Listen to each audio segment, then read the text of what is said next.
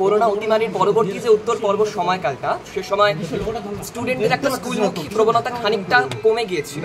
কিন্তু যাই হোক, পরবর্তীতে সরকারের প্রচেষ্টাই হোক কিংবা আমাদের শিক্ষকদের ক্রমাগত উৎসাহ সবকিছু নিয়ে আবারও কিন্তু আমরা স্কুলমুখী হই এবং তারপরেই স্কুলে গিয়ে সেখানে টিচাররা নিয়মিতভাবে আমাদের সাহায্য করতেন। যদিও আমার স্কুল টিচাররা বলবেন যে আমি স্কুলে অতটা নিয়মিত ছিলাম না, কিন্তু তা নয়, অবশ্যই স্কুল টিচাররা সব সময় আমার পাশে ছিলেন। তারা সবসময় আমাকে উপদেশ দিয়ে গেছেন এবং বলে গেছেন যে আগামীতেও অবশ্যই সাহায্য করে যাবেন। সুতরাং এইভাবে আমি ভাগ করি না যে স্কুলদের আলাদা ভূমিকা রয়েছে। আমি মনে করি এটা একটা যৌথ ভূমিকা, যার মধ্যে প্রত্যেকেরই একটা গুরুত্বপূর্ণ অবদান আছে। যারা এবার মাধ্যমিক দিবে তাদের কি সাজেশন করবে? যারা মাধ্যমিক দিবে তাদেরকে একটা কথাই বলবো যে কনসেপ্ট গ্রো করতে হবে, কেবলমাত্র মুখস্থ করলে চলবে না।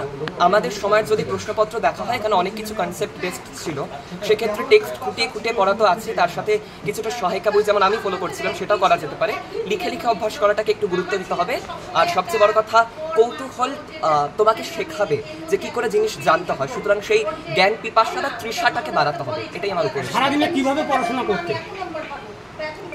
Break learning method. আমি মাধ্যমিক দেওয়ার পূর্বে পাথফাইন্ডার প্রচেষ্টা এরকম একাধিক মক টেস্ট দিয়েছিলাম। তো পাথফাইন্ডারের মক টেস্টের পরবর্তীতে বেশ কিছু আর কি ওয়ার্কশপ হয়েছিল। সেখানে টিচার আমাদের বলেছিলেন যে ব্রেক লার্নিং মেথডে পড়াটাই সব থেকে ভালো উপায়, কেননা ম্যারাথন লার্নিংয়ের মতো যদি আমি একটানা পড়তে থাকি কোনো বিরতি ছাড়াই, তাহলে সেই পড়াটা ততটা প্রোডাক্টিভ হয় না। সেক্ষেত্রে মাঝে মাঝে ব্রেক দিয়ে প্রতি 40 মিনিটের পরে 5 থেকে 10 মিনিট ব্রেক দিয়ে আবার পড়া, সেটাকেই আমি সব থেকে শ্রেয় মনে করি। বোর্ডে প্রথম এটা কি এক্সপেক্ট করেছিলেন? প্রথম এক্সপেক্ট একেবারে করিনি সেভাবে আর কি, তবে প্রথম 10 একটা কিছু করবো ভাবছিলাম।